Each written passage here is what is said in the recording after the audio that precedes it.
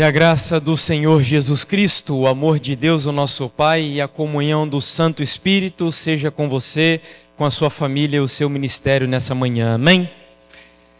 Bom, meus amigos, que prazer estar com vocês para dividir um pouquinho do que tenho aprendido com o Senhor ao longo da minha vida, ao longo do meu ministério, e também uma alegria reencontrar aqui alguns amigos que já não víamos há algum tempo, alguns outros há bastante tempo. Uma alegria essas ocasiões.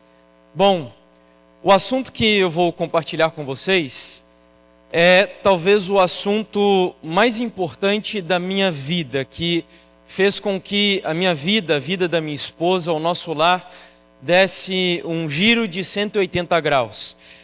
E o tema é sobre dar-lhe glória. E eu gostaria, antes de nós abrirmos as Escrituras, de convidá-los, assim como estão, para fecharem os olhos e nós fazermos mais uma breve oração. Oremos. Bondoso Pai e querido Deus, obrigado por estarmos aqui, Senhor.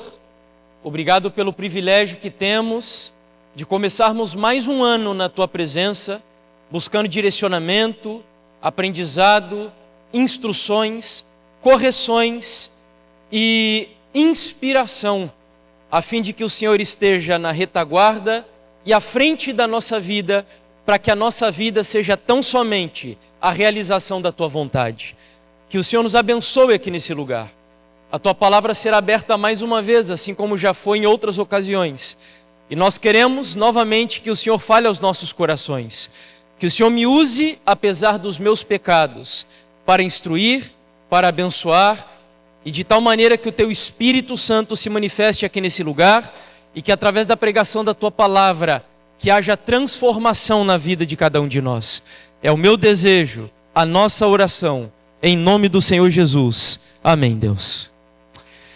Abra então a sua Bíblia num texto clássico dos Adventistas, que é o texto de Apocalipse 14, versos 6 até o 7.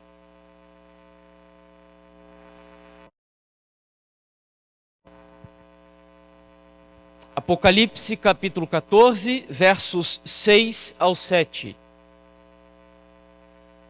Diz assim: Vi outro anjo voando pelo meio do céu, tendo um evangelho eterno para pregar aos que se assentam sobre a terra, e a cada nação e tribo e língua e povo, dizendo em grande voz: Temei a Deus e dá-lhe glória, pois é chegada a hora do seu juízo, e adorai aquele que fez o céu e a terra e o mar, e as fontes das águas. Bom, se nós estamos em um congresso falando sobre chamado, e nós entendemos que somos comissionados ou incumbidos a cumprir uma missão, como adventistas do sétimo dia, é importante ressaltar que é impossível cumprirmos a grande comissão que Deus deu à nossa vida se nós ignoramos o que está em Apocalipse 14. A mensagem do primeiro anjo nos apresenta 3 imperativos, e nós vamos nessa manhã dedicar um tempo para refletir sobre um deles, de maneira especial, o dar-lhe glória. Nós encontramos ali um Deus que, após a apresentação do Evangelho eterno, ordena a todos os seres humanos que o temam, que o glorifiquem e que o adorem. E nós vamos nessa manhã refletir um pouco sobre o que significa dar glórias a Deus. Porque eu acredito que é impossível nós cumprirmos a grande comissão do Senhor Jesus Cristo se nós não entendemos o que significa dar glórias ao Senhor. E esse é um tema que precisa ser cuidadosamente estudado. Nós precisamos refletir sobre ele, porque nós vivemos em uma época que muitos cristãos mal compreendem o que significa dar glória a Deus. Muitos acreditam que glorificar a Deus é apenas, talvez, a repetição através dos lábios dizendo glória a Deus, louvado seja o Senhor. Muitos, inclusive, confundem isso com o ato de falar em línguas. Mas, de acordo com as Escrituras, o que significa glorificar a Deus? Por que esse assunto é tão importante a ponto de a última advertência que Deus enviou ao mundo dar uma ênfase especial a esse tema, onde Deus precisa ser glorificado? Bom, Em primeiro lugar, é importante dizer que o ato de dar glória a Deus, ou a ordem de darmos glórias a Deus, não é exclusiva do livro do Apocalipse. Nós poderíamos aqui voltar a muitas outras citações das Escrituras e nós veríamos que a Bíblia insiste sobre esse tópico.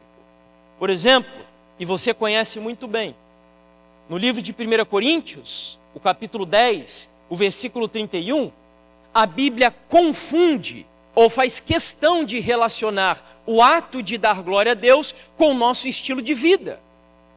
Onde a Bíblia diz, quer comais, quer bebais, ou façais outra coisa qualquer, fazei tudo para o quê? Lembra? Para a glória de Deus. O que me leva a concluir então que dar glória a Deus num primeiro momento tem uma relação profunda com o estilo de vida que nós vivemos diante de Deus e diante da sociedade. Mas não para por aí. Paulo também relaciona o tema de glorificar a Deus com algo que é extremamente importante em nossa geração, a questão sexual. Nós muitas vezes usamos as citações de Paulo falando sobre o nosso corpo como templo do Espírito Santo, e está tudo bem quando usamos essas citações para falar de saúde. Mas a verdade é que Paulo, para não dizer em todas as vezes que ele falava do corpo como um templo do Espírito Santo, dentro do contexto aos coríntios, ele estava falando de questões sexuais. Porque os coríntios viviam em uma cidade, uma região extremamente erotizada, sexualizada. E Paulo vai, na carta aos coríntios, na sua primeira carta, capítulo 6, versículo 20, dizer, agora, pois, glorifiquem a Deus no vosso corpo.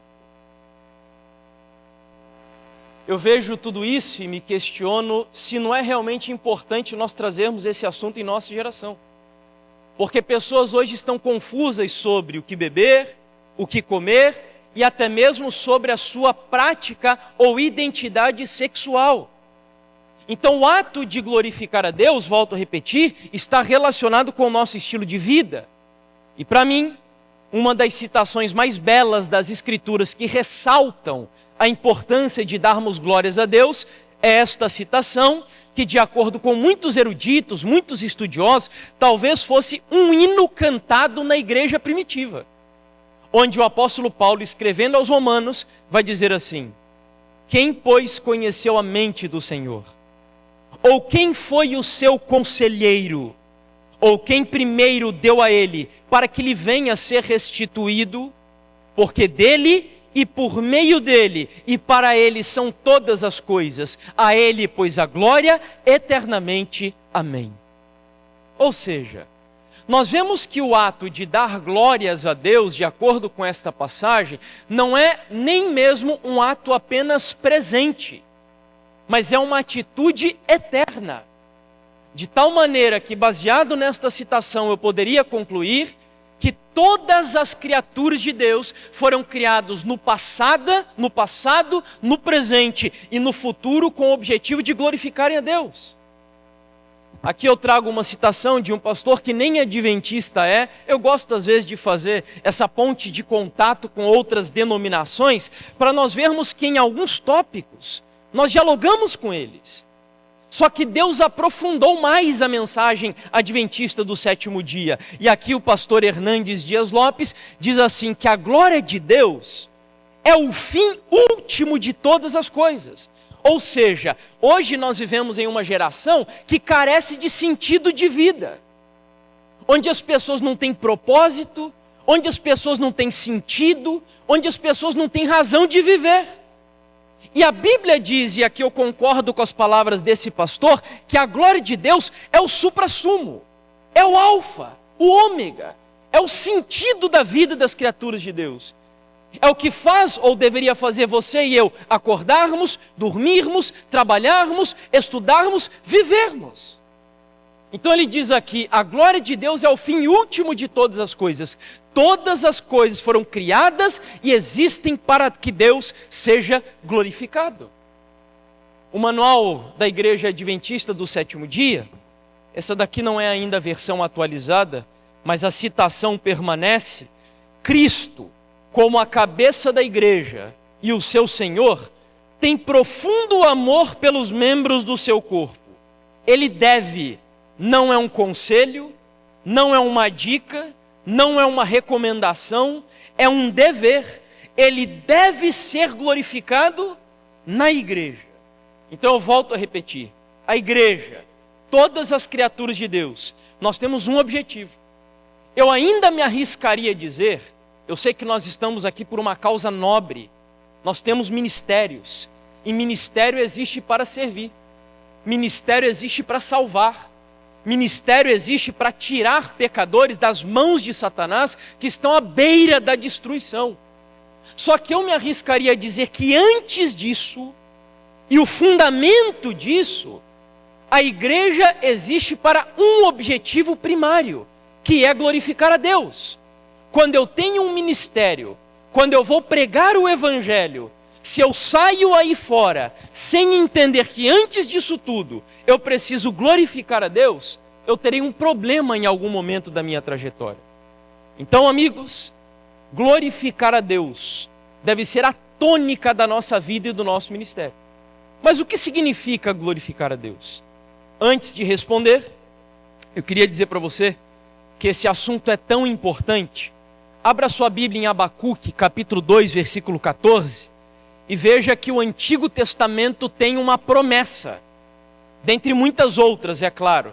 Mas aqui eu vou ler uma promessa relacionada com a glória de Deus. Abacuque, o capítulo 2 e o versículo 14.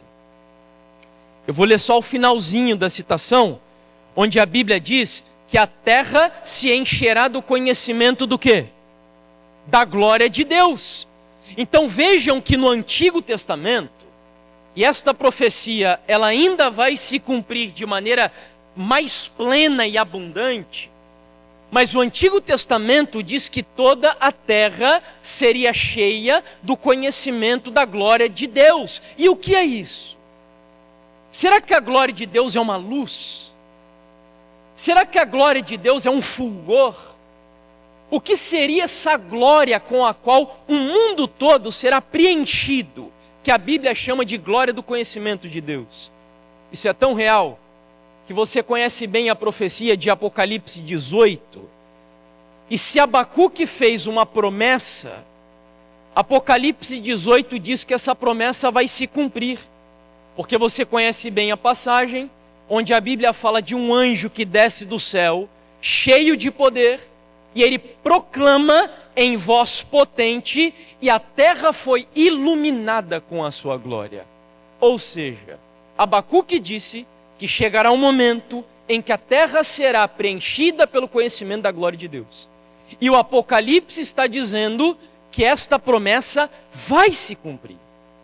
Que a terra conhecerá a glória do Senhor. Mas como isso acontecerá? Me ajudem aqui agora.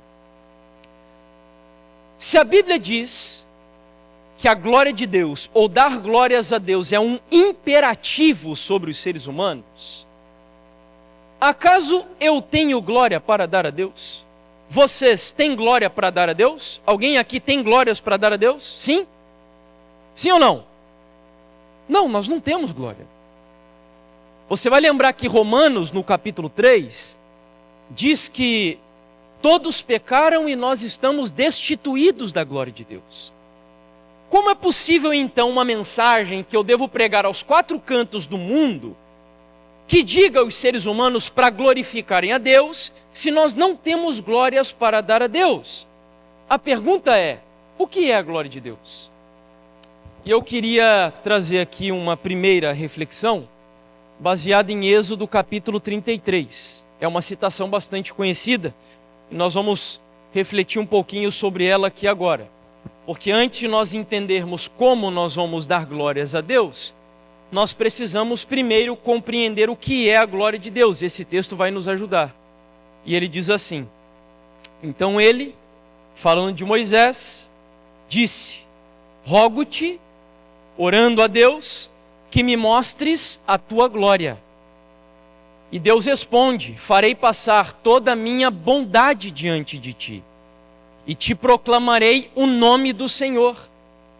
terei misericórdia de quem eu tiver misericórdia, e me compadecerei de quem eu me compadecer. Ou seja, a Bíblia aqui está sugerindo, e para mim essa é uma das orações, um dos pedidos mais audaciosos que nós encontramos nas Escrituras, onde um pecador tem a coragem, a audácia de dizer: Senhor, mostra-me a tua glória. Eu quero ver a tua glória. Eu quero contemplar a tua glória, Senhor. Porque de alguma forma Moisés entendia que não há nada mais importante na vida de um pecador do que contemplar e refletir a glória de Deus. E Moisés pede a Deus, o Senhor, e detalhe, você vai lembrar que nesse momento aqui, Moisés havia tido um momento ali de dificuldades com o povo.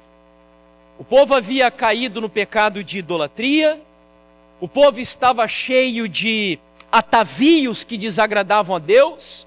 Deus repreende o povo, Moisés intercede pelo povo, Deus diz que teria paciência com os judeus, mas Moisés pede uma prova agora. E eu fico impressionado com a intimidade desse homem com Deus. E ele diz: Senhor, eu quero uma prova de que o Senhor vai estar com o meu ministério. Uma prova de que o Senhor continuará guiando, sendo a retaguarda e a dianteira da minha vida, do meu povo. Eu quero ver a tua glória. E Deus diz: tá bom, Moisés, eu vou revelar para você a minha glória. E quando eu te revelar a minha glória, eu farei passar diante de ti toda a minha o quê? Bondade. Bondade. E além disso, a Bíblia vai dizer que quando Deus estava passando, foi proclamado o nome do Senhor. E nós sabemos que na Bíblia, nome está relacionado ao quê? Caráter. Em outras palavras, eu não sei o que estava na cabeça de Moisés, mas quando Deus responde a oração de Moisés, Deus responde assim: Moisés, ok, você quer que eu te revele a minha glória? Eu vou revelar o meu caráter para você. Meu caráter. Você conhecerá quem eu sou de verdade. Agora se prepare. Porque não há homem capaz de conhecer a mim face a face e que não seja fulminado. E eu acho essa imagem fenomenal. Eu quase consigo ver Deus dizendo a Moisés para que ele se consagrasse, e Moisés passa a madrugada se consagrando. E agora a Bíblia diz que Deus então pega Moisés, eu imagino pelas mãos, uma mão imensa pegando Moisés e escondendo Moisés atrás de uma penha, uma rocha. E Moisés fica ali atrás, escondido, olhando de cantinho, e de repente Deus passa, e Moisés fica espantado, e ele começa a proclamar uma série de atributos do caráter de Deus, onde diz assim: e passou o Senhor por diante dele e clamou: Senhor, Senhor, Deus misericordioso, compassivo, clemente, longânimo e grande em misericórdia e fidelidade. Pergunto: tudo que nós acabamos de ler aí são atributos do quê? Do caráter de Deus. Então a conclusão que nós chegamos num primeiro momento, e a gente vai aprofundar esse negócio aqui, não se preocupem, porque talvez para muitos não seja novidade de que a glória de Deus é o seu próprio caráter, mas a gente vai um pouquinho mais além aqui hoje. Mas é um fato que Deus estava revelando o seu caráter aqui para Moisés. E aqui nós temos atributos do caráter de Deus. Atributos que na área da teologia nós chamamos de imanentes. Eu não sei se você sabia, mas dentro do caráter de Deus ou da personalidade de Deus, existem dois tipos de atributos. São os atributos transcendentes e os atributos imanentes. Qual que é a diferença? Os transcendentes são aqueles atributos exclusivos de Deus e que nenhum ser humano é capaz de reproduzi-los. Quais são esses atributos? Você lembra de alguns? Onisciência, onipotência, onipresença. Que mais? Criação. Nós temos a capacidade de criar ex nihilo, do nada, como Deus tem? Não temos essa capacidade. Então estes são os atributos transcendentes. Mas o que Deus revela para Moisés, por alguma razão, e a gente vai entender isso um pouquinho mais adiante, são os atributos imanentes. O que são os atributos imanentes? São aqueles que Deus desafia todo ser humano a reproduzir na sua vida. São atributos que pertencem a Deus. Deus é compassivo, Deus é amor, Deus é santo, Deus é justo, e em nome de Jesus todos nós podemos ser isso que Deus é. Estes são os atributos imanentes de Deus. Vamos a algumas citações aqui agora para confirmar a conclusão que nós tiramos. Veja, mais um material. Esse é um material evangélico dos batistas, onde eles chegam à mesma conclusão que nós acabamos de chegar. E eles dizem assim nesse livro, Deus face a face com a sua majestade. Aqui a glória de Deus exatamente se refere. Ela é a soma de seus atributos e de sua natureza divina. Então, na conclusão do pastor John MacArthur, a glória de Deus é o caráter, é a soma, é o conjunto de tudo aquilo que Deus é. Mas quando a gente tem talvez alguma dúvida em algo, na escola a gente tira a prova real, não é assim? Quando a gente está estudando matemática, a gente tira a prova real para ver se a conta está certa. Como adventistas do sétimo dia, ao estudarmos a palavra de Deus e chegarmos a algumas conclusões, qual que é a prova real que Deus deu para a nossa igreja, para nós como um povo, para a gente não perder o norte, que é a bússola de um adventista? O que é? O Espírito de profecia. E Ellen White vai dizer, e eu trouxe apenas 2 citações dela aqui sobre isso, tem outras, onde ela diz assim: mediante provas e perseguições, a glória... Aí vem um travessão, que é para ampliar a ideia anterior. O caráter de Deus se revela em seus escolhidos. Alguma dúvida de que glória seja caráter? Eu acho que aqui ficou bem claro, né? E a próxima citação dela diz assim: vosso espírito pode ser levado em cativeiro à vontade de Cristo, e Ele pode colocar sobre vocês a sua própria imagem. Eu posso ouvir um amém? Olha que promessa maravilhosa. E ela continua: contemplando, seríeis transformados de glória em glória, de caráter em caráter. Portanto, quando a Bíblia diz, temei a Deus e dai-lhe glória, o que a mensagem do primeiro anjo está intimando os seres humanos a fazer é: reflitam o caráter de quem? De Deus. Quando Abacuque disse que o mundo todo seria cheio do conhecimento da glória de Deus, Abacuque estava dizendo que o mundo todo conhecerá o quê? O caráter de Deus. Eu não sei se isso não impressiona você. Eu acho isso espetacular. Quando nós vamos para Mateus capítulo 5, e eu quero convidar você a abrir aí a sua Bíblia, Mateus capítulo 5, verso 16... Mateus capítulo 5, versículo 16.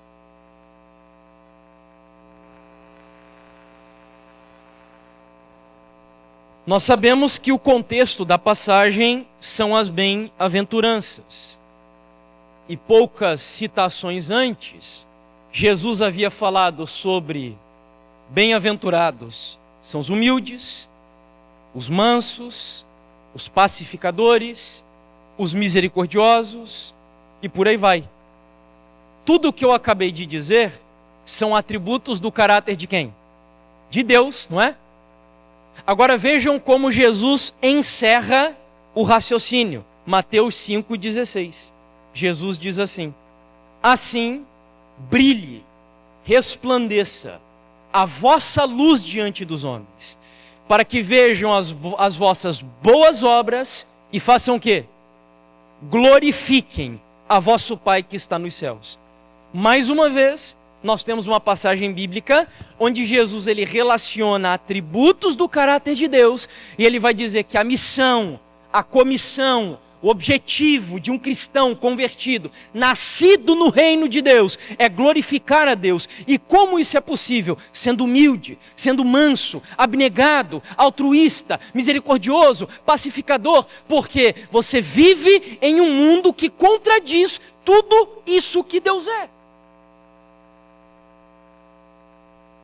Ministérios só existem nesse mundo com um objetivo: revelar quem Deus é. É por isso que eu lembro que no último OCI lá em Penedo eu citei uma frase, e eu gostaria de repeti-la aqui hoje. Ministério não é o que você faz para Deus, mas é o que Deus faz através da sua vida. Você entendeu? Ministério não é o que eu faço para Deus, mas é o que Deus faz através de você. Porque se a finalidade da minha existência não for engrandecer a Deus, mostrar quem Deus é, eu vejo hoje, principalmente nas igrejas, nas nossas igrejas, nossas comunidades de fé, é muito comum nós vermos pessoas que fazem o que gosta dentro da igreja. E num primeiro momento não há problema nenhum com isso. Há pessoas que gostam de cantar, há pessoas que gostam de pregar, há pessoas que gostam de ler e, enfim, tocar. E num primeiro momento não há problema com isso. Desde que isto não seja o norte da minha e da sua vida. Porque eu não entro na igreja e eu não faço parte do corpo de Cristo para fazer aquilo que eu gosto, mas para glorificar a Deus na minha vida. Está entendendo? Há uma frase de Calvino, se eu não me engano, e, amigos, eu amo pregar de verdade. Ensinar é a paixão da minha vida. Até que eu li uma frase de Calvino onde ele dizia assim: Senhor, não adianta só eu amar a pregação, ensina-me a amar aqueles para quem eu prego. Está entendendo a diferença? Essa foi a tônica da oração dos discípulos, que Deus respondeu derramando o Espírito Santo sobre eles. Isso está no livro Atos dos Apóstolos. Ellen White diz que os discípulos oravam dizendo: Senhor, nos ajude a comunicar a mensagem para os outros. Ou seja, a tônica do Evangelho, a tônica do caráter de Deus, de qualquer ministério, é esse o serviço. Agora vejam o que aconteceu com Moisés. Voltando aqui. A história de Moisés não acabou. A Bíblia diz então que quando Moisés vê a glória de Deus, Moisés agora vai para um relacionamento mais íntimo com Deus. E Moisés sobe no monte, acompanhado do seu discípulo Josué. O seu discípulo fica no meio do caminho. Moisés entra em uma nuvem, onde ele passa quantos dias, vocês lembram? 40 dias, sem comer e sem beber. Ou seja, Moisés agora teria uma experiência tão sobrenatural, a ponto dele conseguir fazer... Amigos, eu conheci alguém que ficou 36 dias sem comer. Eu conheci alguém. Agora, ficar sem beber é impossível para um ser humano comum. Moisés aqui estava a ponto de passar uma experiência sobrenatural com Deus, porque ele viu a glória de Deus, ele contemplou o caráter do Senhor, ele foi mais além do que outros foram capazes de ir. E querem ver o que aconteceu com Moisés? A Bíblia diz, você conhece a história, quando desceu Moisés do monte Sinai, tendo nas mãos as 2 tábuas do testemunho. Sim, quando ele desceu do monte, não sabia Moisés, não é o seu rosto, é a pele do seu rosto, resplandecia, depois de haver Deus falado com ele. Sabe o que eu aprendo aqui com a Bíblia? A glória de Deus é pegajosa. Aquele que passar tempo contemplando quem Deus é impossível não ser transformado tal qual Deus o é em sua vida também. Esse é o grande desafio. Dar glória a Deus, ou seja, a glória que eu dou a Deus, é apenas a glória que eu recebo dele. Eu estou devolvendo para ele. Eu vou voltar nisso mais adiante, mas é o que Ellen White chama, sabe do quê? Circuito de beneficência. O universo de Deus funciona assim. Nenhum ser humano vive para si, ou não deveria pelo menos. Nenhuma criatura de Deus deveria viver para si. No universo criado de Deus, ou seja, o reino de Deus, a economia do reino de Deus, só faz sentido quando eu vivo para a glória de alguém. E assim sucessivamente. Ou seja, a glória que Deus me dá é aquela que eu devolverei a Ele. Ou seja, Deus me comunica o seu caráter e o caráter dele é refletido na minha vida. Não para que as pessoas me elogiem, não para que eu receba um tapinha nas costas, não para que digam, uau, teu ministério é espetacular, não, mas Jesus diz, para que vejam as suas boas obras e glorifiquem a quem? A vosso Pai que está nos céus. Ou seja, a glória é para Deus, para Deus. E Moisés então desceu, e a pele do rosto dele brilhava. Eu acho isso extraordinário. Isso não é exclusivo da história de Moisés. Tem um sermão que eu lembro que eu preguei também no OCI já há algum tempo, foi aqui no IASC inclusive, onde eu falava sobre chamas de fogo. E eu contava naquela ocasião algumas experiências que aconteceram na história da igreja, de servos de Deus que resplandeceram a glória do Senhor. Aconteceu com Lutero isso, não sei se você sabia, na Dieta de Worms. Ellen White diz que enquanto Lutero dizia aquelas famosas palavras, a menos que vocês me convençam de que aquilo que eu escrevi não está relacionado à palavra do Senhor, eu não posso negar porque não é lícito, não é justo. Não é correto que um homem violente a sua própria consciência. Ellen White diz que enquanto Lutero defendia a causa da reforma, a glória de Deus resplandecia no seu rosto. Enoque aconteceu isso com ele. Alguns aqui devem saber, amanhã acho que eu vou falar um pouquinho desse trabalho que nós estamos desenvolvendo junto com o Rubem lá de Portugal e a Novo Tempo de Portugal, mas nós estamos gravando uma série do livro Grande Conflito, e no ano passado eu tive o privilégio de visitar a igreja do Evan Roberts. Não sei quantos já ouviram falar do Evan Roberts. Foi o reavivamento mais poderoso e espetacular que já aconteceu na história da igreja cristã, no país de Gales. Um jovenzinho de 17, 18 anos de idade, que tudo o que ele queria era experimentar a glória de Deus, e ele orava isso durante anos e anos da sua vida, até que ele teve essa experiência. E resumindo uma história longa aqui, em uma reunião de jovens, na pequena igreja nós tivemos lá, meus irmãos, vocês não têm ideia, é uma igreja muito pequena, uma igreja extremamente humilde, hoje assistida apenas por pessoas idosas, bem idosos. Inclusive entrevistamos uma senhora bem idosa que contou as histórias do Evan Roberts ali, que nos emocionou. E por causa de um jovem nesta igreja de uma vila extremamente afastada do país de Gales, ele anunciando a mensagem para um grupo de jovens da sua igreja, iniciou-se ali um reavivamento poderoso. Os jovens começaram a se arrepender dos seus pecados, e sabe quantas pessoas se converteram em um ano no país de Gales? Mais de 100.000 pessoas, em um único ano. Dizem os relatos que as tabernas fechavam, que as casas de prostíbulos foram fechadas. Naquela época, o país de Gales tinha uma equipe de rugby extremamente famosa, e os estádios de futebol ficavam vazios, porque as pessoas iam aos montões para as igrejas, porque eles queriam experimentar o que um jovem experimentou ao contemplar a glória de Deus. Está entendendo? Moisés desceu do monte. A pele do rosto dele brilhava, resplandecia. Isso daqui, nenhuma tecnologia é capaz de reproduzir. Nenhuma tecnologia. Mas eu diria que isso não é o mais extraordinário.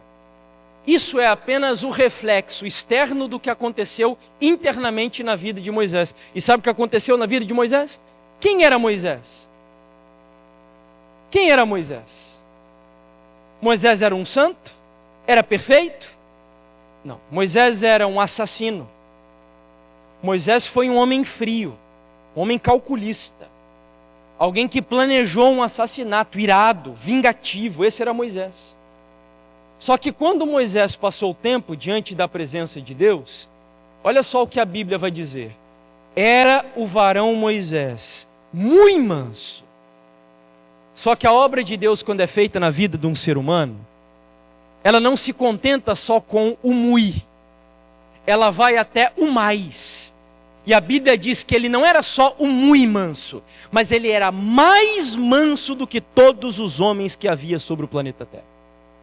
Sabe o que eu concluo aqui? Que Deus, Ele deseja causar um impacto tão profundo na nossa vida. E eu asseguro para vocês, amigos, isso tem a ver com o tema que eu vou compartilhar amanhã. Nós hoje vivemos em uma geração viciada no extraordinário. Estamos viciados no extraordinário. Nós sempre estamos em busca de ministérios estupendos, coisas fantásticas, que impactem, que sejam tremendas, que sejam memoráveis, que sejam inigualáveis, que sejam impressionantes. Essa é a tua geração. E amanhã a gente vai falar um pouco sobre isso. O Deus do ordinário. E eu acredito de todo o meu coração que a obra de Deus ela vai ser finalizada em nossa geração, não é através de coisas extraordinárias. É através de pessoas na sua vida ordinária aprendendo a viver para a glória de Deus. É dessa maneira. A gente vai aprofundar isso um pouquinho mais amanhã. Só que por agora, eu cheguei aqui esse tema está dividido em duas partes. E aqui a gente finalizou a primeira parte do tema, porque eu disse para vocês que nós vamos um pouco mais além. Tudo bem, eu já entendi que a glória de Deus é o seu caráter, mas eu quero empurrar esse tema um pouquinho mais além.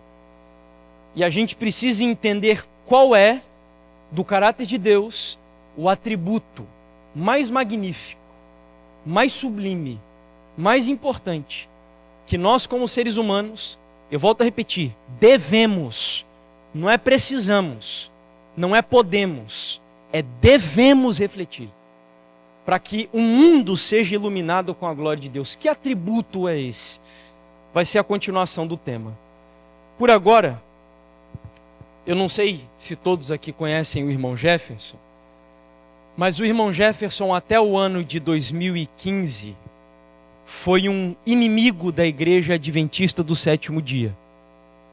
Eu odiava a igreja adventista do sétimo dia. E esse ódio foi desenvolvido porque eu me envolvi com um grupo de ministérios dissidentes da igreja adventista, antitrinitarianos. Inclusive, logo depois que eu me batizei na igreja, que fui batizado na igreja, tive o privilégio de conhecer o Daniel, que viveu uma experiência muito semelhante à minha, né, Daniel? E eu fiquei 10 anos nesse meio. Eu era católico, conheci a Bruna, hoje minha esposa, na época minha namorada. Nós começamos a namorar muito novos. A Bruna tinha 14 anos e eu tinha 15 anos de idade.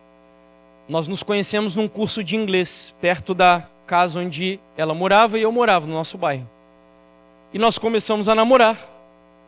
E a minha sogra, naquela ocasião, tinha há 1 ano e meio, mais ou menos, 2 anos, sido excluída da igreja adventista do sétimo dia, por se envolver com um grupo de pessoas que não acreditava na Trindade, em Curitiba. E era inclusive o tio da minha esposa, um dos que militavam muito ali dentro da igreja contra a Trindade. Eles foram excluídos da igreja. E nessa época eu conheci a Bruna, o nosso namoro começou a ficar um pouco mais sério, até que o meu sogro ofereceu estudos bíblicos para mim, depois de uns 5, 6 meses de namoro. Eu era católico, era coroinha da igreja católica, inclusive. Fui durante alguns anos da minha vida. Minha família toda é católica. E eu aceitei os estudos. Meu sogro me deu estudos sobre profecias, aquilo me encantou bastante. E então, desde aquele momento, eu entrei de cabeça nesse ministério. E esse é um cuidado que nós devemos ter. Porque a linha de ser um ministério de apoio à igreja e de ser um ministério dissidente da igreja, às vezes, não todas as vezes, mas é muito tênue. E a gente tem que ter cuidado com isso. Porque eu lembro que lá nós falávamos muitas vezes, né, que nós éramos adventistas, verdadeiros adventistas, mas passou-se muito tempo até que eu entendesse que o que nós estávamos fazendo ali não era do agrado de Deus. E meus amigos, a nossa vida foi desgraçada dentro desse movimento. Desgraçada em todos os sentidos. Educacional, financeiro. O meu sogro, para vocês terem ideia, ele colocou tantos recursos nesse ministério que até hoje ele acaba infelizmente sofrendo prejuízo com relação a isso. Nós nos afastamos, a Bruna e eu, da nossa família, dos nossos amigos, porque inclusive paramos também de estudar, porque entendíamos Jesus está voltando, então para que a gente vai trabalhar, estudar, se desenvolver? Enfim, foram 10 anos nisso tudo. E Deus mostrou muitas e muitas vezes que aquilo tudo não fazia parte dos planos dele. Mas eu insistindo em que nós deveríamos permanecer ali. Até que no ano de 2013, eu fiz uma proposta para a Bruna de que nós fôssemos para uma escola missionária. E essa era uma escola missionária que eu não sabia, mas ia abençoar muito a nossa vida. Era uma escola de um ex-pastor adventista. Nessa ocasião ele estava afastado da igreja, mas a escola ainda tinha uma diretriz muito melhor do que aquela que nós tínhamos no ministério de onde eu vim. E aí eu fiz a proposta para a Bruna para nós irmos para essa escola. Eu achei que a Bruna não ia aceitar de jeito nenhum. A escola ficava no México, na divisa com os Estados Unidos, lá no deserto da Baixa Califórnia. E a gente tinha uma ideia, mais ou menos, das condições que nós encontraríamos ali. Mas a Bruna acabou aceitando e nós fomos para lá. Isso foi no mês de setembro do ano de 2013. Chegamos lá, fomos para a escola, descemos no aeroporto de Tijuana, entramos em uma van que aqui no Brasil, aquela van jamais poderia estar em circulação nas condições que estava. Nunca, em hipótese alguma. O pneu do veículo, você conseguia ver os arames saltando para fora, de tão gasto que estavam os pneus. O veículo era enviado como doação por pessoas dos Estados Unidos para a escola, só que não tinha nem placa. E sabe o que a gente fazia para andar com ele? A gente pegava a placa de outros carros e colocava no carro que a gente usava. Fazia troca de placas. Imagine isso acontecendo aqui no Brasil. E era assim que a gente andava por lá. E aí nós entramos nesse, para mim era tipo um camburão. Estávamos com 3 jovens daqui do Brasil e mais a minha esposa e eu. E o diretor da escola começou a preparar a gente para aquilo que nós enfrentaríamos ali. Nós chegamos lá, à noite, uma viagem longa, cerca de 24 horas, e não tinha luz elétrica, nós íamos ficar hospedados dentro de um trailer. A Bruna queria tomar um banho, não tinha nem água dentro do nosso trailer, ela foi levada para um outro lugar. Aí voltaram, levaram a gente para o trailer, a Bruna começou a chorar, desesperada. Eu quero voltar para casa amanhã. Eu não vou aguentar essa vida aqui em absoluto, não vai dar. E eu disse para ela, amor, não tem como. O pessoal do nosso ministério gastou muito dinheiro para a gente estar aqui, nós vamos ter que, no mínimo, ficar o tempo mínimo aqui.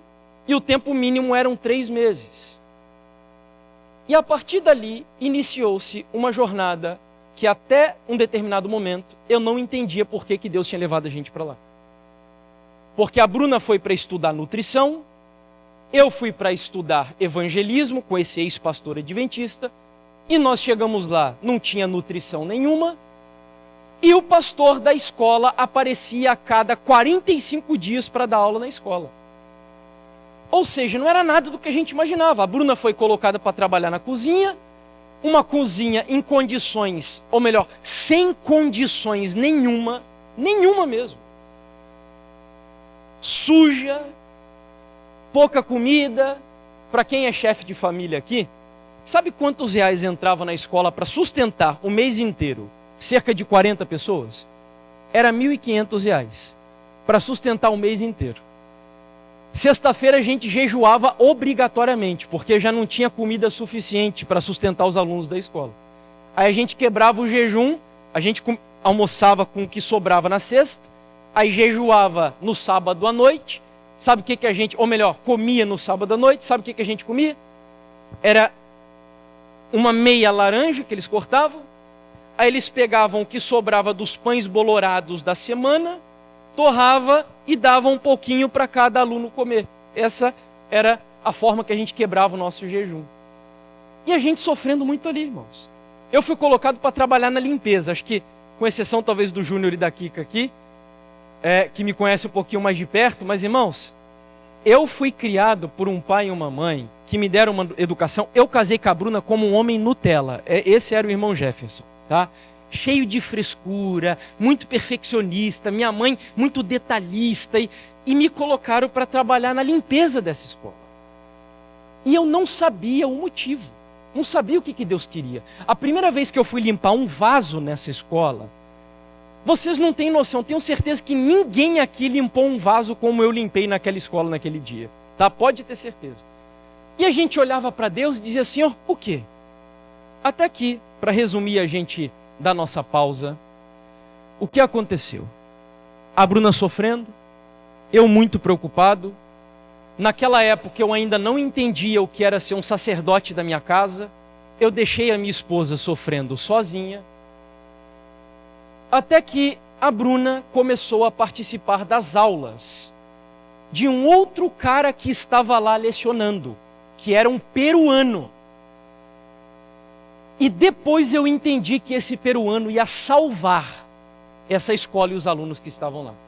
Porque a escola estava em ruínas, já não prestava mais para nada aquela escola. E a Bruna começou a participar das aulas desse cara, enquanto eu estava participando das outras aulas. E aí eu vi a vida da minha esposa mudando. Comecei a ver a Bruna acordando de madrugada para buscar a Deus, preparando estudos bíblicos, para ajudar outras pessoas ali da escola. E aquilo me chamou a atenção e eu pensei, mas o que está mexendo com a vida da minha esposa? O que ela está aprendendo dentro? Era um trailer bem pequeno. Ali ele colocava uns 25 alunos que passavam um ano trabalhando para estudar no ano seguinte. E eu via coisas acontecerem ali que me chamaram a atenção. Aí eu resolvi, no final das minhas aulas um dia, ir até esse trailer. Eu lembro até hoje, eu sentei na escada do trailer e fiquei escutando o finalzinho da aula que ele dava para a Bruna e para os alunos. Mexeu comigo, irmãos. E eu decidi, amanhã eu vou escutar a aula inteira desse cara. Fui para a aula. Sabe que aula ele deu naquele dia? O que significa dar glórias a Deus. Só que o que eu ouvi naquele dia eu nunca tinha escutado na minha vida. E é a segunda parte do tema que a gente vai escutar agora. Nós sentamos naquele trailer, eu não vou conseguir passar para vocês o que eu senti dentro do trailer naquela ocasião. Eu e todos os que estavam ali dentro. Mas nós experimentamos algo tão poderoso. Deus impactou tanto o nosso coração, porque naquele momento eu entendi que Deus tinha levado a Bruna e eu lá para o deserto por um objetivo. Por um objetivo. Eu nunca vi acontecer mais o que aconteceu naquele dia dentro do trailer. Eram jovens adolescentes, inclusive a minha esposa e eu, na época a gente devia de ter uns 25 anos, todo mundo saindo quebrantado e chorando. A gente não ouviu nenhuma música que emocionou, não tinha nenhum pregador famoso ali que falou aos nossos corações, não. Foi uma mensagem que estraçalhou o nosso orgulho humano, a nossa vida. Nós vamos dar uma pausa agora e na sequência do tema eu vou compartilhar com vocês que mensagem que foi essa, que tem a ver com a glória de Deus e que mexeu com a nossa vida, que tem sido a tônica do nosso ministério e que eu acredito que tem que ser a tônica do ministério de cada um de nós. Vamos orar, feche os olhos. Querido Pai, é muito bom saber, Senhor, que nós temos um propósito aqui nesse mundo. Muitas pessoas hoje vivem enlouquecidas de um lado para o outro em busca de propósito. E a Tua palavra nos dá o objetivo, a razão pela qual nós existimos. Nós vivemos para a glória do Senhor. Nós devemos acordar, dormir, trabalhar, comer, vestir, e tudo o que nós fizermos deve ser feito para a glória do Senhor. Chegará um momento em que o mundo inteiro verá, experimentará a manifestação potente da Tua glória. E isso acontecerá através da Tua igreja. Nós queremos, em nome de Jesus, pedir ao Senhor que nós sejamos parte do cumprimento dessa profecia.